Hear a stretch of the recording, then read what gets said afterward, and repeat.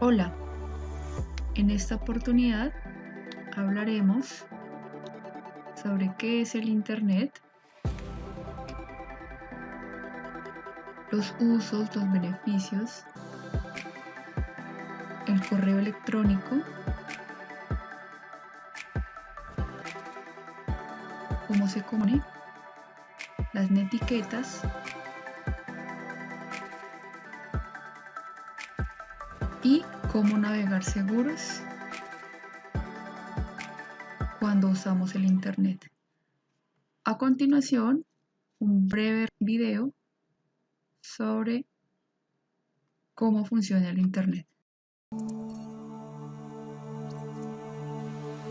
¿Qué pasa cuando usamos el Internet? Cuando te conectas al Internet para hablar con amigos, enviar emails, hacer compras, saber sobre el clima o estudiar, es como si estuvieras directamente conectado a lo que quieres. Pero hay billones de personas mirando billones de cosas a la vez. ¿Cómo es posible? Todo pasa gracias a acuerdos. Piensa que las redes son como deportes. Solo funcionan si jugamos el mismo deporte. Si no, no es divertido.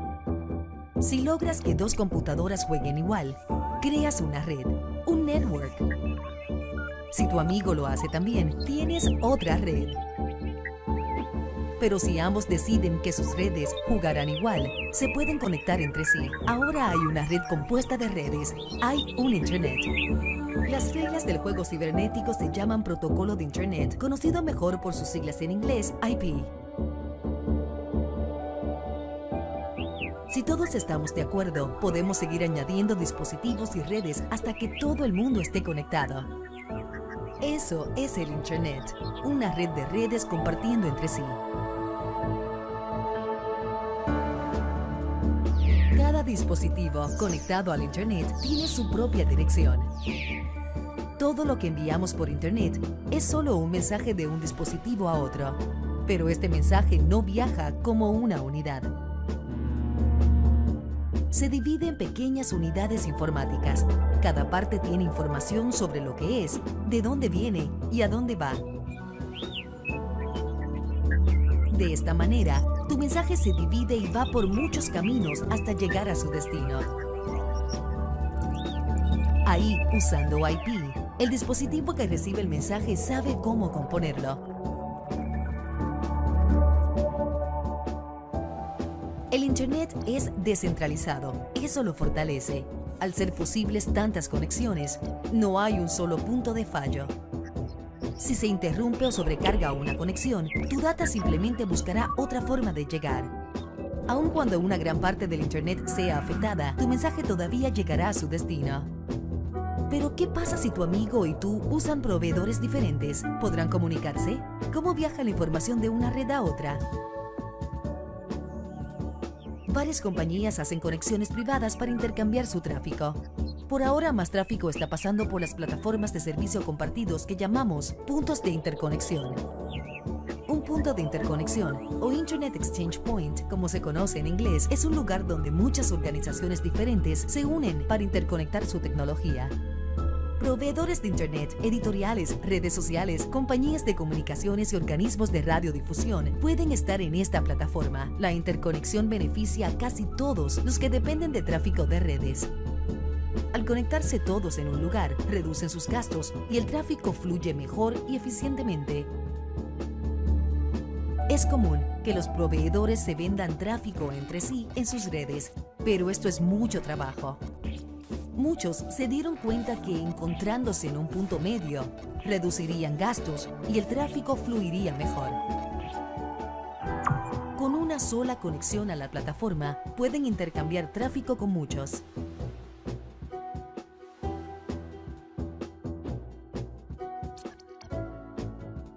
Este método llamado interconexión o peering hace que el Internet sea más rápido y accesible para todos.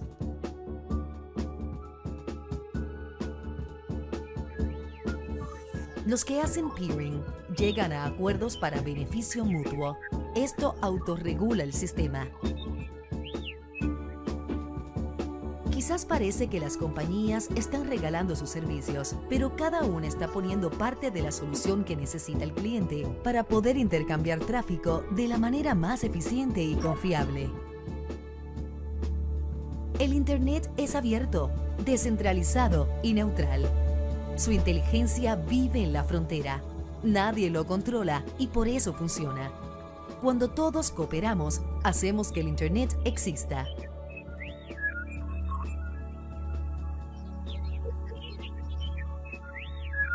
Y así es que funciona el Internet.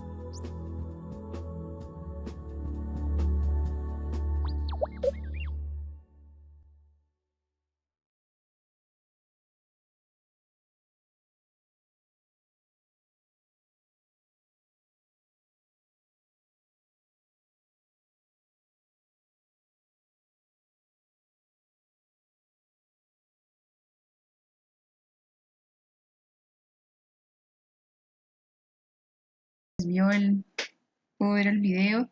Entonces, si ustedes se dan cuenta, el Internet en este momento pues es muy importante para todos, ¿sí? Y pues también es importante saber darle el uso, ¿sí? Entonces, por eso todas las actividades de estas semanas que han estado desarrollando o que van a desarrollar, los que todavía le hacen falta, se enfocan al uso del Internet, ¿sí? Entonces, que aprender a manejar el correo electrónico, enviar un correo, a manejar los buscadores, ¿sí? Que, pues como ustedes bien saben, existen muchísimos software buscadores, ¿sí? Pues el que más utilizamos nosotros es Google Chrome, ¿sí? Pero hay muchísimos. Si ustedes han visto la guía de trabajo, entonces ahí nos muestran bastante. Que uno debe seguir unas normas en Internet o cuando uno usa el Internet, cuando envía un mensaje, ¿sí? Así como utilizamos normas a diario en nuestro entorno, ¿sí? Que el semáforo, las normas de tránsito, que las normas de convivencia, que normas de convivencia en la casa, normas de convivencia en la escuela, bueno, muchísimas otras eh, normas que aplicamos a diario, ¿sí? Entonces, ¿quién me puede decir una de las normas que debemos tener en cuenta en Internet o las famosas netiquetas? A ver, de los que ya hayan leído las guías. ¿Quién me puede decir? ¿Cuál consideran ustedes que es una etiqueta importante o una norma importante cuando utilizamos el Internet, cuando nos comunicamos con alguien? No compartir cosas privadas como fotos o correos así con gente desconocida. Correcto, ¿sí? Por ejemplo, algo que solemos hacer es cuando uno se comunica, por ejemplo, por un chat o, sí, por un chat sobre todo, em, uno muchas veces lo que hace es escribir en mayúscula y resulta que dentro de las normas que nosotros utilizamos en Internet, mayúscula significa gritar a la otra persona, ¿sí?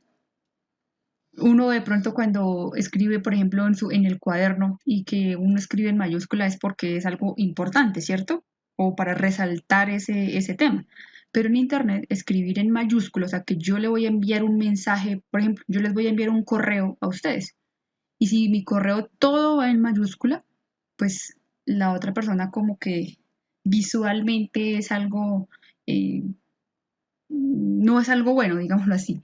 Significa que la otra persona está gritando, está alzando la voz. Entonces, por eso la importancia de no escribir en mayúsculas, ¿sí?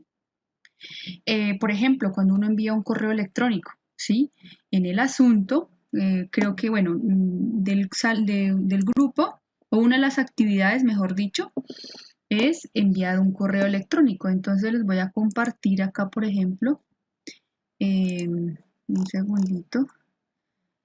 Cuando uno envía un correo electrónico, uno debe seguir como unas pautas, ¿sí? O hay unas, es muy similar a una carta.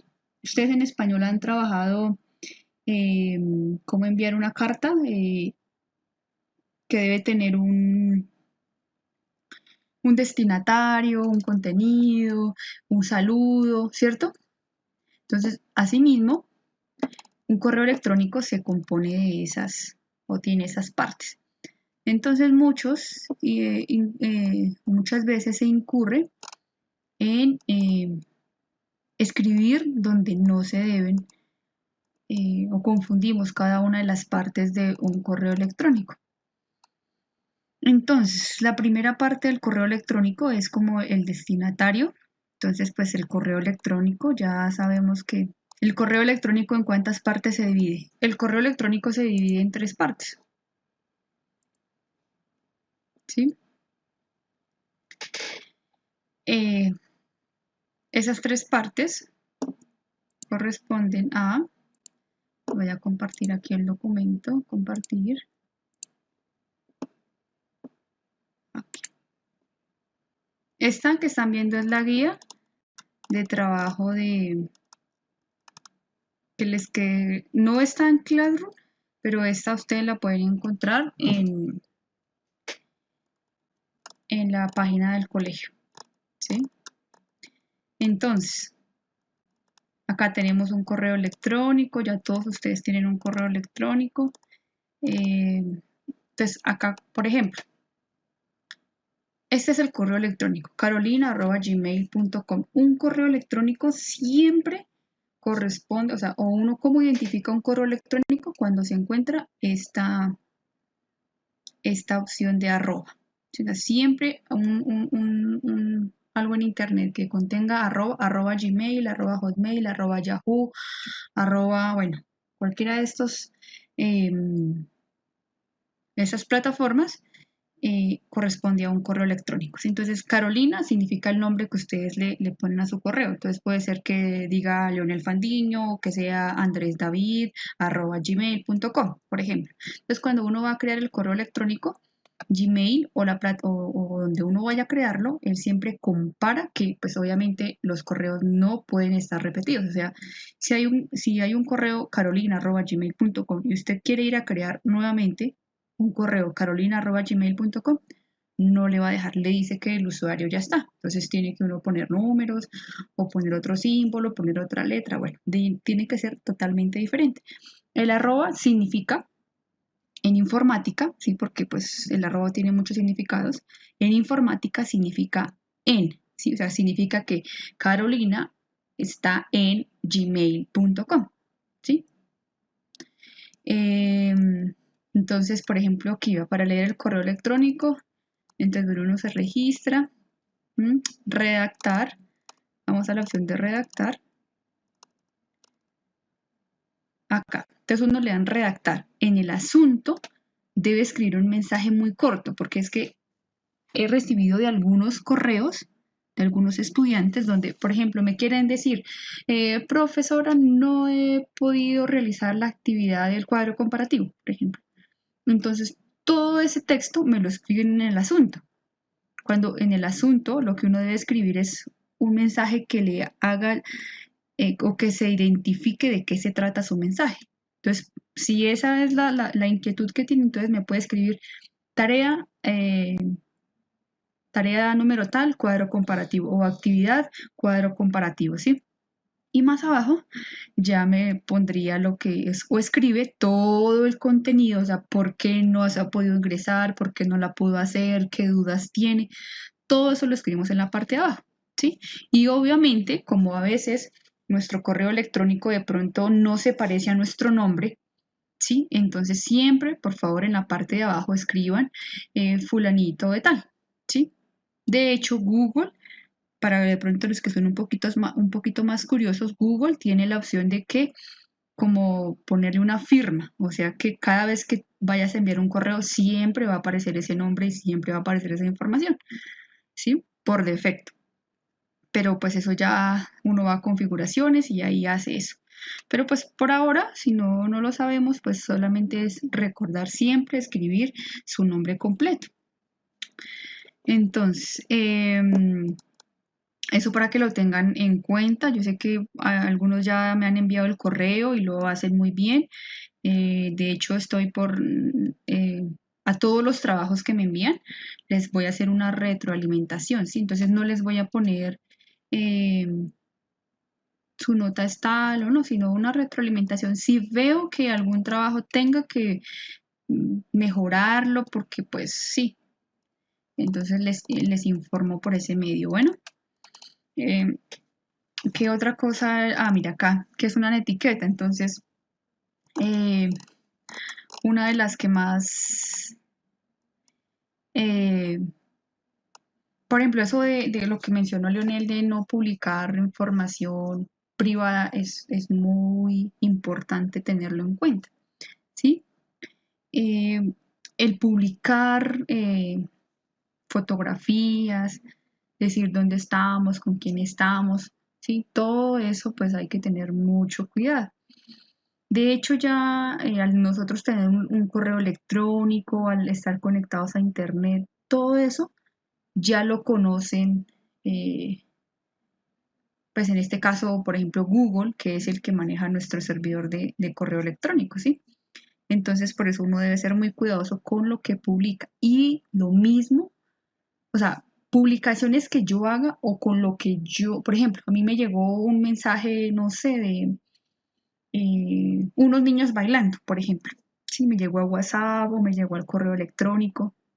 Y yo lo que hice fue replicar esa información. Entonces hay que tener mucho cuidado porque uno puede incurrir en una falla. ¿Sí? Primero, recuerden ustedes que, por ejemplo, ustedes al ser menores de edad, eh, esas fotografías no pueden estar autorizadas para difundirlas. No sé si ustedes se han dado cuenta cuando uno ve la tele y aparecen niños menores de edad, les ponen como sobre el rostro como algo que no lo deja identificar, o sea, como una manchita o como que lo borran un poquito, pues es porque los padres no han dado la autorización de grabar a los hijos. ¿Sí? Entonces, ustedes, por ejemplo, al ser menores de edad, deben tener mucha precaución a la hora de publicar, ¿sí? Entonces, les venía diciendo, si yo reenvío una información que me llegó, yo puedo estar incurriendo en una falta, porque no sabemos esas imágenes si sí tenían la autorización o cuál es el sentido. A uno lo pueden acusar de pornografía o de alguno de estos delitos sin tener idea, ¿sí? Por eso la importancia de saber qué es lo que publicamos y qué es lo que transmitimos a los demás. Y porque puede ser que yo publique una fotografía mía y listo, yo pues no tengo ningún problema, listo, subo la fotografía. Pero recuerden, y los que han visto los videos, tan pronto nosotros subimos una fotografía a internet, cualquier persona la puede ver, ¿sí? ¿Cómo? Porque, por ejemplo, el Facebook tiene amigos de los amigos y los amigos. Entonces, un amigo mío vio la fotografía, le dio me gusta, entonces los amigos de esa persona ven las etiquetas o ven los me gusta que esa persona dio y así sucesivamente. Entonces, por eso la fotografía se duplica, se reproduce tan rápido, ¿sí?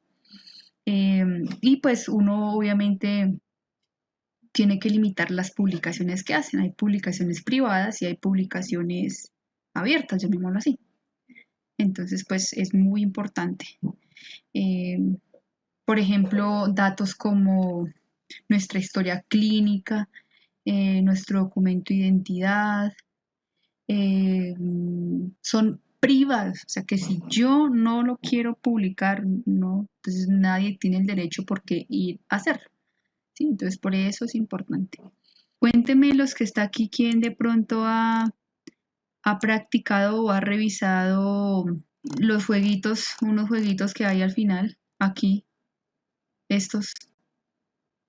¿Quién ha practicado? ¿Alguien ha practicado? Profe, ¿recuerda que en la anterior clase jugamos una de las sopa de letras? Ah, sí, verdad, es cierto. Hicimos lo de la sopa de letras. Ahí les comparto, si ustedes quieren, inmediatamente den clic y lo dejan ahí abierto para sus ratos libres y revisan esa información. Pues como en sus casas, pues ustedes tendrán los equipos, sus computadores o los celulares. Es recomendable, ¿sí? Que sus equipos tengan instalado un antivirus.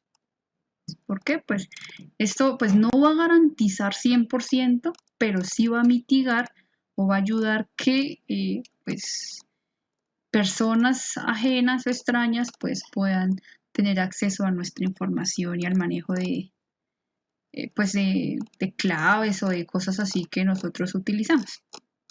por ejemplo, hablemos de las contraseñas seguras. En esta época de que, bueno, estamos utilizando mucho el Internet y para cualquier eh, herramienta que yo quiera utilizar, por lo general siempre me pide que yo me registre, ¿sí? Que yo me registre a, no sé, por ejemplo, en Google. Ustedes crearon Google, su correo electrónico, ¿sí? Y para registrarse, pues él les pide una contraseña, ¿cierto? Ahora Google, por defecto, a usted le muestra unas contraseñas, ¿sí? Que combina letras, números, letras mayúsculas, minúsculas, ¿sí? Pero pues sí es importante que ustedes generen sus propias contraseñas. Entonces usted debe tener en cuenta que las contraseñas no deben tener menos de 8 caracteres. Entonces, ¿qué significa eso? O sea, menos de 8 letras o números, llamémoslo así, o menos de 8 elementos combinados entre letras y números, ¿sí? Y algún carácter especial. ¿Qué es un carácter especial? Es, por ejemplo, el arroba, el punto, el slash, ¿qué otro? El signo pesos, bueno, entre otros. Entonces, cuando ustedes crean una contraseña, deben tener, mezclar mayúsculas, minúsculas y algún elemento que ya les mencioné. No, o en lo posible, no escribir, por ejemplo, su documento de identidad o no escribir su nombre completo. Leonel Fandiño, mi contraseña. No. O poner 1, 2, 3, 4, 5, 6. No. Pues porque esas son como las claves más fáciles de descubrir, ¿sí? Su nombre completo o su apellido, entonces deben tratar de mezclar, ¿sí? Y obviamente pues tenerlas en un lugar seguro y no, por ejemplo, si usted se registró a 10 páginas donde debía poner una contraseña, pues tratar de que no todas las 10 tengan la misma contraseña, entonces puede ser que el primer contenido, o sea, yo voy a poner Lionel Fandiño 548 arroba, esa puede ser mi contraseña. Y a la siguiente vez que yo me voy a registrar voy a poner Leonel Fandiño arroba y le cambio los números. La siguiente es Leonel Fandiño arroba y le cambio los números. O de pronto en otra ocasión pongo Fandiño Leonel arroba tal cosa, ¿sí? No poner solamente su nombre completo y ya, no. Hay que mezclar estos tipos de elementos pues para que su contraseña sea segura. De hecho, cuando usted se registra, la plataforma en la parte inferior le dice contraseña segura, muy segura o poco segura. Entonces uno va viendo si necesita agregar más cosas o no. Mira, aquí por ejemplo les menciona si una contraseña es fácil o difícil, debe tener símbolos, vea, como el numeral, el arroba, el porcentaje también. Debe contener letras, números combinados, letras mayúsculas, minúsculas, eh, y anotarla en algún lugar seguro. Pues ustedes ya determinan cuál creen que es el lugar seguro, ¿no? Mira, por ejemplo, no use la misma contraseña en distintas plataformas, no use el nombre de su mascota, el del teléfono, la fecha de nacimiento, ¿sí? Y que por supuesto la contraseña no solo sean números, deben mezclar todos esos elementos. ¿Listo, chicos? No sé si tengan alguna pregunta al respecto. Eh, ¿Alguno de ustedes conoce qué es el spam o a qué hace referencia? Señora, Bueno, entonces el spam es para el uso del correo electrónico, ¿sí? Entonces en el correo electrónico eh, les aparece correos enviados, correos recibidos y hay una parte que se llama spam, ¿sí? Entonces, ¿qué hace Google? Él tiene como tiene ya predeterminados unos algoritmos, llamémoslo así, o sea, una secuencia de instrucciones que va a bloquear algunos correos electrónicos de manera automática, ¿sí? Porque él considera que ese correo puede ser un spam o que a usted no le interesa, ¿sí? En muchas ocasiones hay correos que llegan allá, pero que obviamente nosotros sí lo esperamos o sí lo requerimos. Entonces, por eso hay que ir eventualmente al correo spam y revisar qué hay allá, ¿sí? No siempre Google pues toma la mejor decisión para alojar algunos correos allá. ¿Sí? Es probable que algunos que nosotros necesitemos o que sean importantes para nosotros los arrojen allá. Entonces, por eso es importante leerlos. Y sobre todo, chicos, ustedes que ya están utilizando el correo electrónico, si hay un correo electrónico que usted no está esperando y que, por ejemplo, en el enunciado aparece algo extraño, no sé, ganó tal cosa o de clic para no sé qué, evitemos eso, chicos, porque mediante el correo electrónico o el correo electrónico es una de las fuentes que más utilizan los eh, hackers o las personas que quieren robar la información eh, para que nosotros caigamos en esa, ¿cómo se dice? En esa trampa, ¿sí? Y descargamos una imagen o abrimos el enlace o damos alguna información que no era necesario y lo que están haciendo es robando nuestros datos, ¿sí? Entonces, muy importante, chicos. Si usted no conoce ese remitente, no sabe quién le envió ese correo, pues mejor no lo abran, elimínenlo y listo, ¿sí? Para evitar, pues, que tengamos luego problemas más adelante. Recordemos que independiente que de pronto nosotros utilicemos la versión de incógnito de Google, todos nuestros movimientos, todo lo que nosotros buscamos en la web queda registrado, ¿sí? Si ustedes recuerdan al inicio del video, sí que les mencionaba que había una dirección IP que cada computador, o sea, que para que haya conexión a Internet se necesita que los computadores tengan o manejen un mismo lenguaje, ¿sí? ¿Y cuál es ese lenguaje? Pues la comunicación mediante IP. ¿Alguien ha escuchado qué es eso de una IP? Señora, ¿No o sí? no. Ok, listo. Resulta que así como, por ejemplo, Juan Sebastián tiene su tarjeta de identidad, Andrés David tiene su tarjeta de identidad, los papás de cada uno de ustedes tienen su cédula de ciudadanía, yo tengo mi cédula, ¿sí? Mi número de cédula. Esa es la identificación que cada uno de nosotros tiene.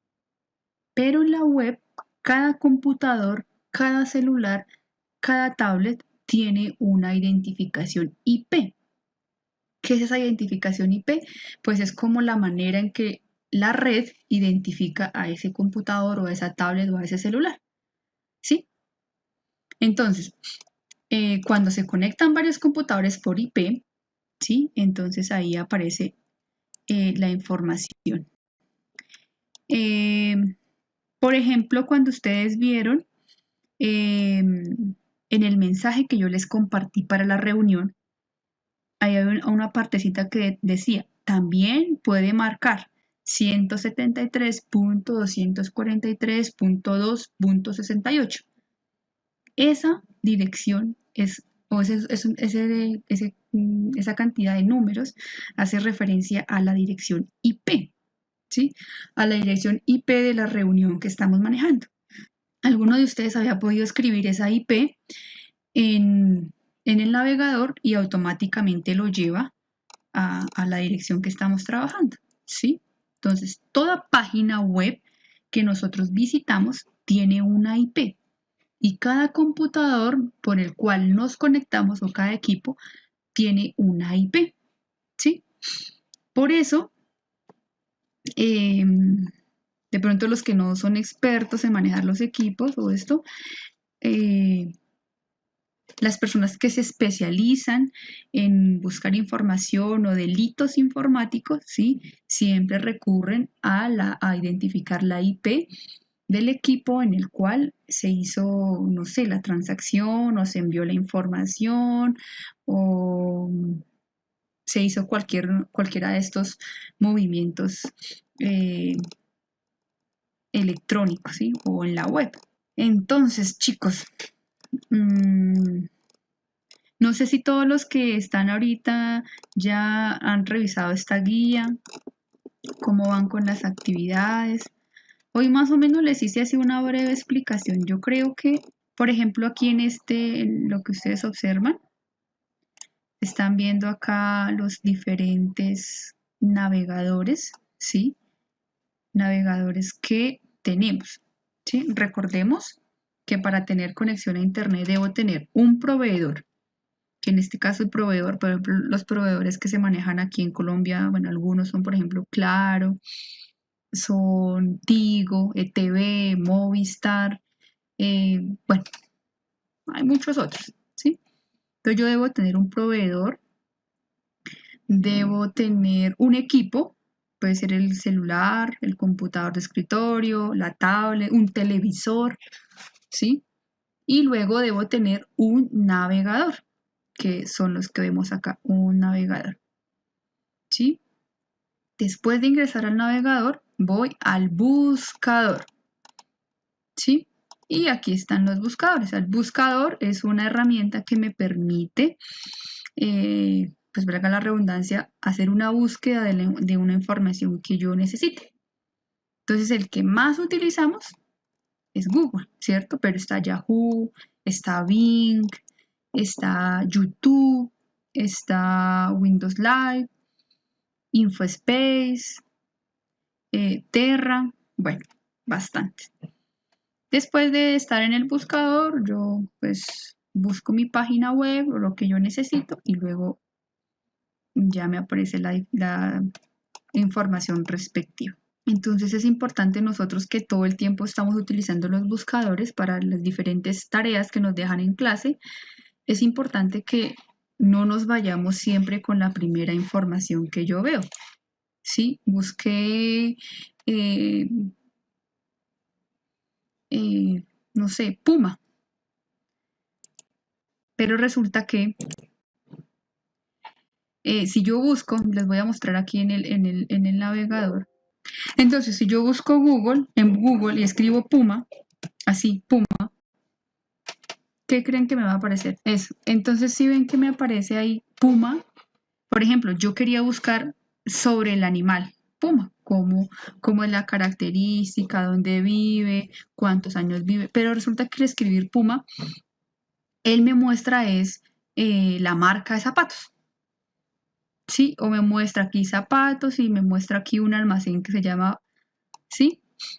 Entonces yo debo también saberle preguntar a Google, porque si yo no le sé preguntar a Google, pues él no me va a dar la respuesta que yo necesito. Por eso es importante, Google todavía no lee nuestro pensamiento, ¿sí? Entonces si yo lo que quería buscar era puma al animal, entonces yo debía haber escrito animal puma, ¿cierto? Y Animales. o animales o no sé qué, o puma en Colombia, no sé, mira. Y de hecho, mira, puma. De hecho, me muestra Ahora también, sí. correcto, pero sí ve que también me muestra aquí, por ejemplo, creo que también hay un cantante que se llama Puma, ¿cierto? El Puma, ¿ves? Entonces, por eso es Entonces ahí importante, puedes buscar las cosas. correcto, es importante y no dejarnos llevar por lo primero que vemos, ¿sí? Porque no siempre lo primero que vemos se relaciona con la información que nosotros necesitamos, ¿sí? Entonces es importante que leamos un poquito, si esto hace referirme aquí características, entonces yo miro a ver si sí es, si sí me interesa, si sí es lo que me están pidiendo de tarea o si es lo que estoy buscando y de esta manera pues hago la búsqueda correspondiente. Si yo lo que estoy buscando es los zapatos de marca Puma, entonces voy y escribo allá tenis marca Puma o no sé, ¿sí? Pero entonces debo saber preguntarle a Google. Entonces, a medida que ustedes van adquiriendo esa destreza o van utilizando las herramientas, pues así mismo ustedes van aprendiendo a manejar estas, es decir, a mejorar estas habilidades, ¿cierto? Eso no se aprende de un momento a otro.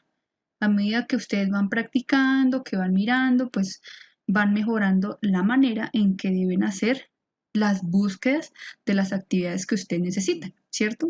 Y de hecho, ustedes mismos van encontrando páginas que a futuro les pueden generar más información de acuerdo a lo que están buscando.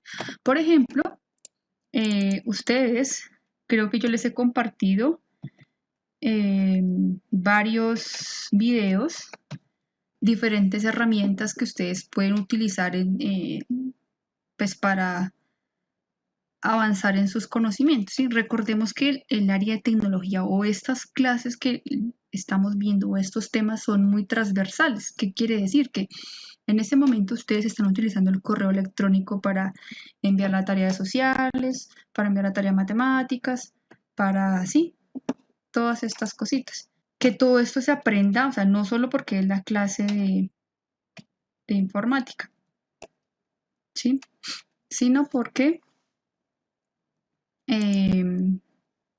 nos va a ser útil para la mayoría de cosas que utilizamos todo el tiempo. Sí es importante que quienes lo puedan hacer aprovechen todos estos recursos. Y si ustedes tienen dudas de algo, pues no duden en preguntarme, chicos. ¿Sí? A muchos les he ayudado en, no sé, necesitan hacer alguna tarea, alguna cosa, les he estado ayudando en cómo hacerla o cómo mejorar en en algunos aspectos.